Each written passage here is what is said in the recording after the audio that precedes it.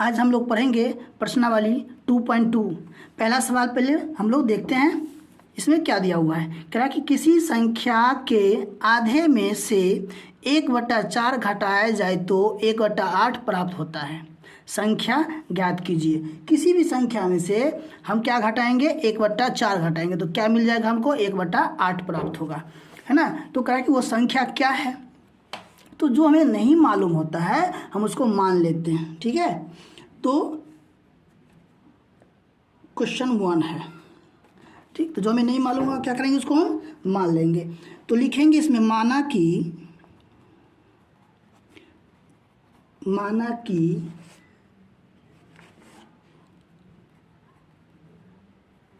संख्या बराबर x।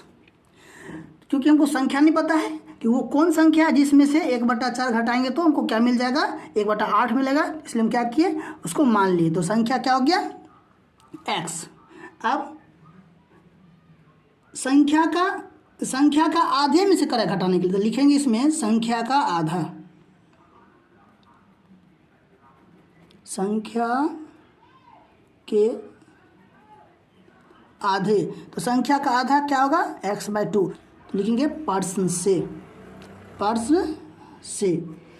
तो आधे में से, संख्या के आधे में से 1/4 घटाएंगे तो क्या मिलेगा, 1/8 मिलेगा, ठीक है। तो अब 4 और 2 का लघुत्तम 4 हो जाएगा, 2 दूना 4, 2 और 2 को 1 से गुना करेंगे 2x, और 4 का 4 1, 1 को 1 से गुना करेंगे 1, बराबर में 1/8। अब कोना क्या करते हैं, गुना कर देते हैं। तो यहाँ क्या हो गया, 8 दूना 16x माइनस, अब प्लस माइनस माइनस, 1 को 8 से गुना करेंगे 8, बराबर में इसको इससे गुना करो क्या हो जाएगा 4, 4 का 4, ठीक है। तो 16x माइनस 8 और बराबर से इधर लाएंगे तो -4 बराबर 0। 16x माइनस, अब ये भी माइनस ये भी माइनस, माइनस माइनस प्लस हो जाएगा, जुड़ जाएगा। तो 8 4 12 बराबर 0। तो क्या हो जाएगा 16x बराबर 12। अब x बराबर 12/16 काट देंगे तो कितना होगा, 3 चौक का 12 और 4 चौक 16। तो x बराबर 3/4, x बराबर 3/4। तो सवाल 1 सॉल्व हो गया, ठीक है। अब हम लोग पढ़ेंगे क्वेश्चन नंबर 2। देखिए क्वेश्चन नंबर 2 क्या कर रहा है, यदि किसी आयत की लंबाई और चौड़ाई का अंतर 5 मीटर है और परिमिति 110 मीटर हो तो लंबाई और चौड़ाई ज्ञात कीजिए। कि यदि किसी आयत की लंबाई और चौड़ाई का अंतर कितना हो, 5 मीटर हो और परिमिति 110 मीटर हो, तो लंबाई और चौड़ाई ज्ञात कीजिए। तो ये आप समझ लीजिए पहले थोड़ा सा, इस बार सवाल बना देंगे। देखिए ये आयत है, ठीक है। अब इसकी लंबाई को हम x मान ले तो चौड़ाई क्या हो जाएगा, x क्या करें, इसमें अंतर 5 है तो x - 5 हो जाएगा। क्यों, क्योंकि अंतर होना चाहिए ना। अब इसको x मानेंगे तो ये x - 5 हो जाएगा। और परिमिति कितना दिया हुआ है, 110। तो परिमिति का फॉर्मूला क्या हो जाएगा, 2 × L + B। हम लोग सवाल बनाते हैं, लिखेंगे इसमें माना कि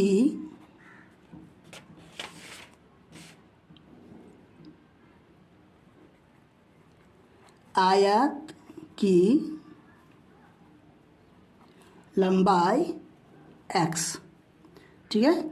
तो चौड़ाई क्या हो जाएगा, चौड़ाई हो जाएगा इसका x - 5। और आयत की परिमिति है ना, दिया हुआ है, लिख देते हैं आयत की परिमिति कितना दिया है, 110 मीटर। तो पर्सन से तो क्या लिखेंगे, आयत की परिमिति बराबर फार्मूला होता है 2 × L + B। L मतलब लंबाई, B मतलब चौड़ाई। तो आयत की परिमिति है कितना, 110 मीटर, और 2 × लंबाई कितना हो गया x, और चौड़ाई कितना है एक्स माइनस 5। अब इसको सॉल्व कर लेंगे, आंसर आ जाएगा। तो 2 into x plus x minus 5 110 बराबर कितना हो जाएगा, 2 इंटू और एक और ये 2x माइनस 5, तो ये क्या हो जाएगा 110 बराबर 4x माइनस 10, तो 110 माइनस 4x प्लस 10 बराबर 0। अब इसमें करना क्या है, 110 और 10 120 माइनस 4x बराबर 0 हो जाएगा। ठीक है, तो अब क्या हो जाएगा, ये हो जाएगा 120 बराबर 4x। तो यहाँ ले लेते हैं 4x बराबर 120, तो x बराबर क्या हो जाएगा 120/4, तो हो जाएगा यहाँ काट के 30। ठीक है,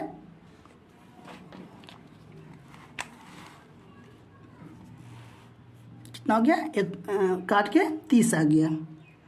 अब इसमें हम माने क्या थे, आयत की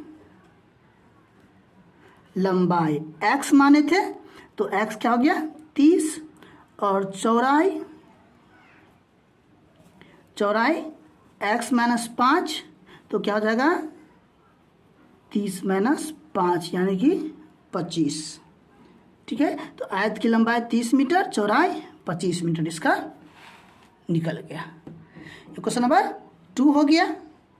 अब हम लोग पढ़ेंगे क्वेश्चन नंबर 3। कह रहा है इसमें चीनी के मूल्य में 25% की वृद्धि होने पर अब 1 किलोग्राम यानी कि 1 किलो चीनी का मूल्य 32 रुपया है।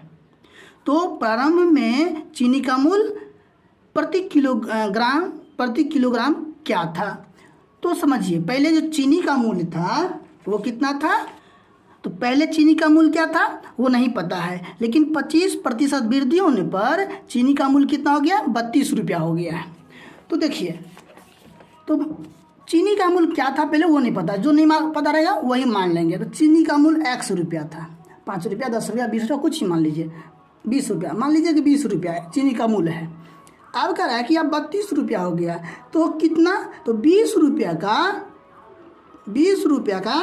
25% वृद्धि होने पर जो हुआ उस 20 रुपया में, वो 20 रुपया तो था ही, अब 20 रुपया का 25% वृद्धि जो हुआ उसको अगर जोड़ देंगे तो मेरा कितना हो जाएगा 32 रुपया हो जाएगा। ठीक है, तो ऐसे ही इसको अब बनाएंगे।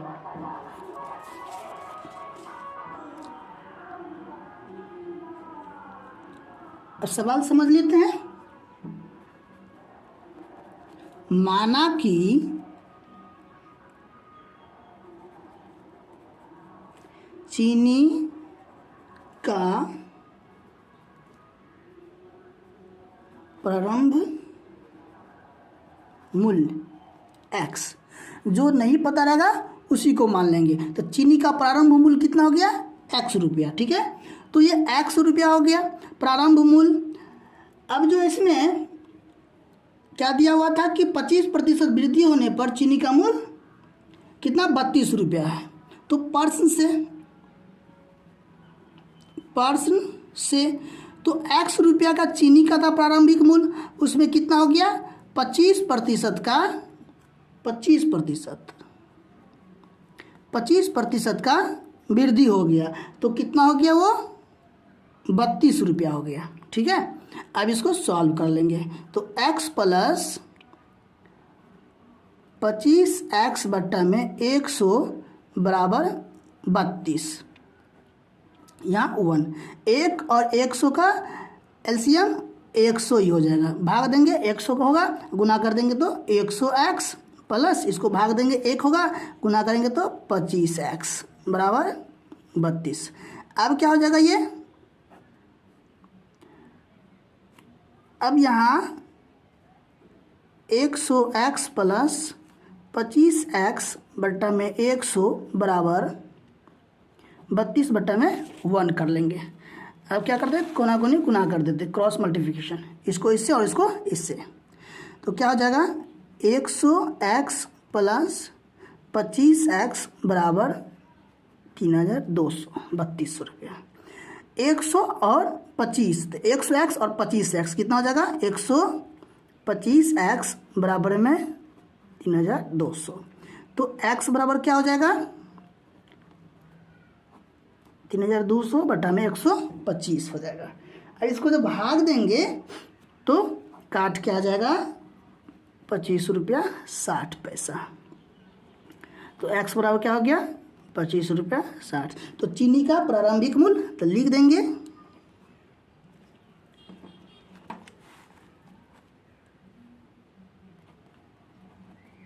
चीनी का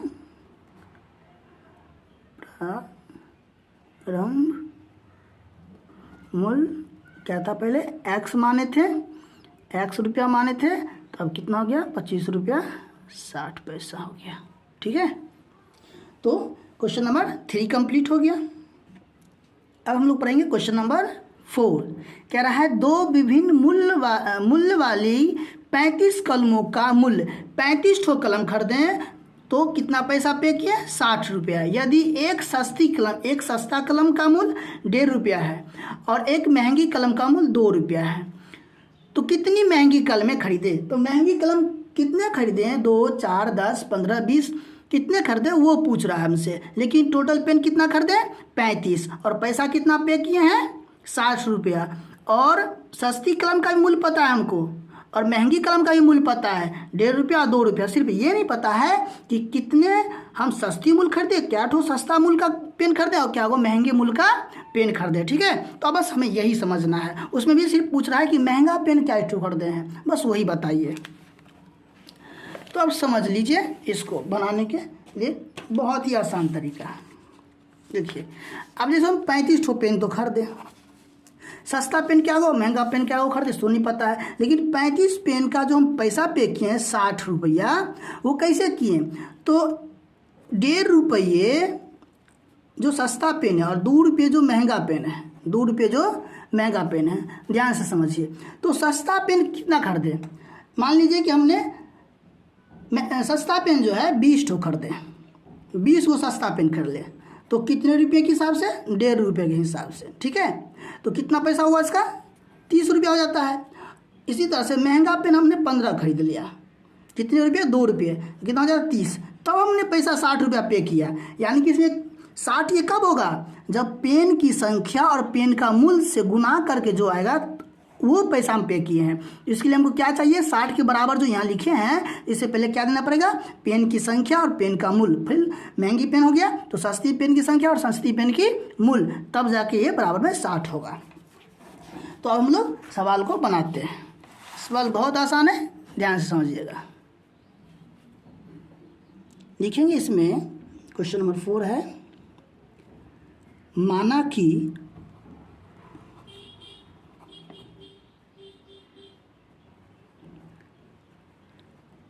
महंगी कलमों की संख्या x, ठीक है। तो फिर सस्ती कलमों की संख्या, सस्ती कलमों की संख्या। अब यहाँ समझने वाली बात देखिए, कुल पेन कितना है? हमने टोटल पेन कितना खरीदा है? 35 पेन खरीदा है। अब हमको पता नहीं कितना महंगा कितना सस्ता, लेकिन सिर्फ एक पेन भी हमको पता चल जाए। हमने मान लो महंगी पेन निकालने के जो कड़ा निकालने वही मान लेंगे। हमने मान लिया कि 10 पेन कितना खरीदा है? महंगी। तो 35 पेन टोटल खरीदे हैं और 10 महंगा खरीद लिए हैं, तो कितना बचेगा? 25 बचेगा। तो 25 पेन कितना हो जाएगा? सस्ती। तो एक पेन भी हमको पता चल जाए तो दूसरा पेन आसानी से निकल जाए। कैसे? इसमें से उस पेन की संख्या को घटा देंगे। कुल संख्या पेन का कितना? 35। तो हमने महंगी पेन कितना खरीदा? x। तो सस्ती पेन क्या हो जाएगा? 35 माइनस x। क्लियर? अब क्या करेंगे? पर्सन से अब सवाल को बनाएंगे। तो महंगी पेन कितना है? x है। क्या रुपये की दर से? 2 रुपये की दर से। तो 2 × x प्लस, अब सस्ती पेन कितने हैं? ₹1.5 की दर से। कितना मान्य है, कितना सस्ती पेन है, 35 माइनस एक्स संख्या हो गया। तो पैसा कितना पेड हो गया, ₹60। तो कितना आ जाएगा ये 2x प्लस, अब इसको गुना करेंगे तो 1.5 को गुना करेंगे 35 से तो हो जाएगा 52.50, ₹52.5 और plus minus minus 1.5x 1.5x equal to 60। ठीक है, तो अब इसमें क्या कर लें 0.5x और ये तो रहेगा ही ₹52.50 बराबर में 60। ठीक है, अब क्या करेंगे 0.5x प्लस ₹52.50 माइनस 60 बराबर 0। ठीक है, तो अब यहाँ ₹52 है प्लस में और ₹60 है माइनस में, तो घटा देंगे तो कितना हो जाएगा, जो बड़ा उसका चिन्ह, तो ₹7.5 7.5 इक्वल टू 0। अब 0.5x बराबर में 7.5। ठीक है, तो अब क्या हो जाएगा, यहाँ सॉल्व करेंगे तो x बराबर 7.5 0.5 इस पॉइंट से इस पॉइंट को उड़ा देंगे। ठीक है, तो अब कितना बचेगा, x बराबर 75/5, तो इसको काटेंगे तो 15×5 = 75, तो x बराबर हमको क्या मिल गया, 15 मिल गया। अब हमें ये देखना है कि हमें निकालना क्या है। तो क्या कहा है, महंगी कलमों की मूल्य, तो महंगी कलमों की मूल्य क्या मानते हैं, तो लिखेंगे कुल महंगी कलमों की संख्या, संख्या कह रहा निकालने के लिए, मूल नहीं संख्या, मूल तो दिया ही था, संख्या तो क्या माने थे x, तो कितना निकल गया 15। तो ये सवाल भी क्या हो गया, सॉल्व हो गया। ठीक है, अब हम लोग पढ़ेंगे क्वेश्चन नंबर 5। क्वेश्चन नंबर 5 क्या कर रहा है, एक त्रिभुज के तीनों कोण 2, 3, 5 के अनुपात में है, तो उनके कोण ज्ञात कीजिए। अब इसके जो कोण जो है पूर्णांक में दिए हुए हैं और इसका कोण हमें ज्ञात करना है। तो क्वेश्चन नंबर 5 बनाते हैं। अब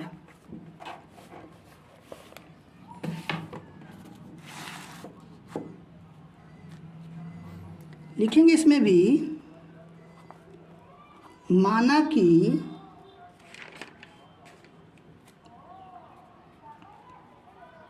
त्रिभुज के पहले कोण कितना था 2, तो 2x